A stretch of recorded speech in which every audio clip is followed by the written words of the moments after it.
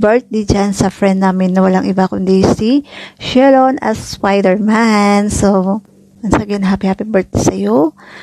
May the Lord God bless you. Tsaka, sana bigyan ka pa ni Lord ng marami pang birthday kasama ng iyong pamilya, kasama ng iyong mga mahal sa buhay. Tsaka salamat din sa friendship na binigay mo sa amin, Mrs. Marie.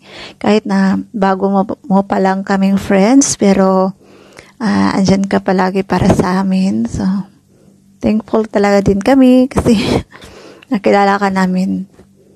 Tsaka alagaan mo din yung sarili mo para sa pamilya mo. Kasi pag bawal magkasakit, di ba? Kasi paano na lang yung mga mahal natin sa buhay kung magkasakit tayo. So, kailangan natin alagaan yung sarili natin. Tsaka, dito lang kami ni Sis Marie para sa iyo. At happy birthday. At saka, yun lang.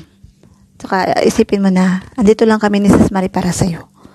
So, once again, happy birthday. At saka, makikain na rin kami dyan sa inyo, ha? Kaya maghanda ka dyan ng maraming pagkain. Kasi pupunta kami dyan ni Sis Marie. Charot. Joke lang.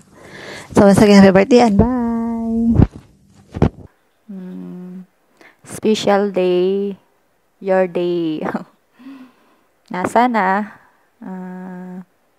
maging mabait ka na anak, na kapatid, kaibigan, or boyfriend ng kung sino man yon.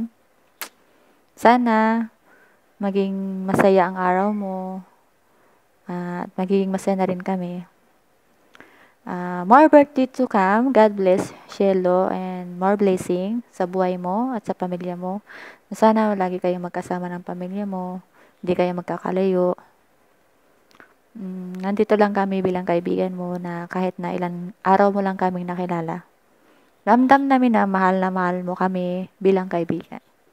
Mabait ka at masaya kami nakilala ka namin. Maraming salamat sa iyo, Shelo. Happy birthday again and more blessing. God bless. Palagi ka mag-iingat. Sana maging close friend tayo. Bye-bye. Ingat ka palagi dyan sa trabaho mo at sa pagmumotor mo. And God bless all the time. Bye.